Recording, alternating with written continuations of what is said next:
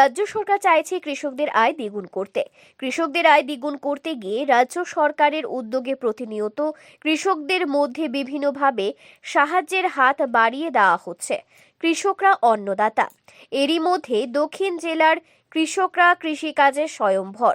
দক্ষিণ জেলার কৃষকদের আয় দ্বিগুণ করার লক্ষ্যে কৃষকদের সাহায্যের হাত বাড়িয়ে দিচ্ছে দক্ষিণ জেলা পরিষদের সভাপতি দীপক দত্ত।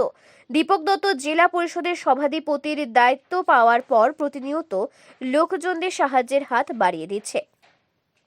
বুধবার জোলাইবাড়ি ব্লকের মধ্যে এক অনুষ্ঠানের মধ্য দিয়ে জেলা পরিষদের অর্থ ব্যয় করে ৫৫ জন কৃষক নির্ধারণ করে মিনি ট্রাক্টর এবং ৭৬ জন কৃষককে স্প্রে মেশিন বিতরণ করা হয়।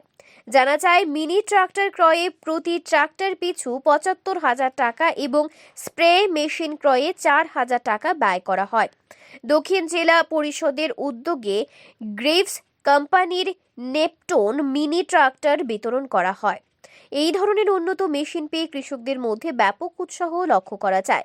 জোলাইবাড়ি ব্লকে আয়োজিত অনুষ্ঠানে উপস্থিত ছিলেন জোলাইবাড়ি বিধানসভা কেন্দ্রের বিধায়ক তথা মন্ত্রী শুক্লাচরণ নোয়াতিয়া, দক্ষিণ জেলা পরিষদের সভাধিপতি দীপক দত্ত, জোলাইবাড়ি ব্লকের পঞ্চায়েত সমিতির chairman Tapas Dutta, vice chairman Keshab Chowdhury, Jolaibari ব্লকের সমষ্টি উন্নয়ন আধিকারিক মানস ভট্টাচার্য, জোলাইবাড়ি কৃষি দপ্তরের তত্ত্বাবধায়ক শ্রীদাম দাস, জোলাইবাড়ি ব্লকের পঞ্চায়েত সমিতির সদস্য তথা বিশিষ্ট সমাজসেবী সুজিত দত্ত সহ অন্যান্যরা। অনুষ্ঠানে বক্তব্য রাখতে গিয়ে বক্তারা বিগত বাম আমলে কৃষকদের বঞ্চনার কিছু তথ্য সকলের সামনে তুলে ধরেন। বক্তারা জানান, বিগত বাম আমলে কৃষকদের কাছে বিশেষ তহবিলের নামে চাঁদা সংগ্রহ করা হতো। কৃষকদের ধান উৎপাদন হলে চাঁদা হিসেবে ধান সংগ্রহ করা হতো। বিগত বাম আমলে কৃষকদের বিভিন্ন প্রকারের আন্দোলন করানো হতো। বাম আমলে কৃষকদের বঞ্চনার ফলে কৃষকরা কৃষিজ ফসল উৎপাদনে অনীহা প্রকাশ করত। বর্তমান সময়ে রাজ্যে বিজেপি, আইপিএফটি এবং তীব্রমথা দলের জোট সরকার চলাকালীন সময়ে কৃষকরা প্রতিনিয়ত নানান সাহায্য পেয়ে যাচ্ছে।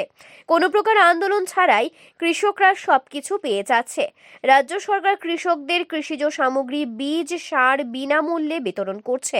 তার পাশাপাশি কৃষকদের উৎপাদিত ফসল ক্রয় করছে রাজ্য সরকার। কৃষকদের জন্য কৃষি সম্মান নিধি প্রকল্প চালু করা হয়েছে, যা বিগত দিনে দেখা যেত না।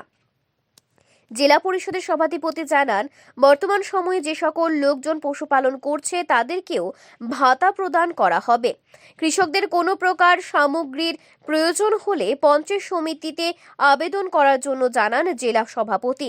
পঞ্চায়েত সমিতি থেকে জেলা পরিষদের ডিমান্ড গেলে কৃষকদের সেই সকল সামগ্রী প্রদান করা হবে। আজকের এই কর্মসূচি সম্পর্কে সংবাদ মাধ্যমের সামনে জানান জেলা পরিষদের সভাধিপতি Dipak Dutta. Bureau report, Tripura news Bangla. নমস্কার। আমাদের রাজ্য সরকারের সহযোগিতায় আমাদের যে দক্ষিণ জেলা পরিষদের পক্ষ থেকে আমাদের পুরো জেলার মধ্যে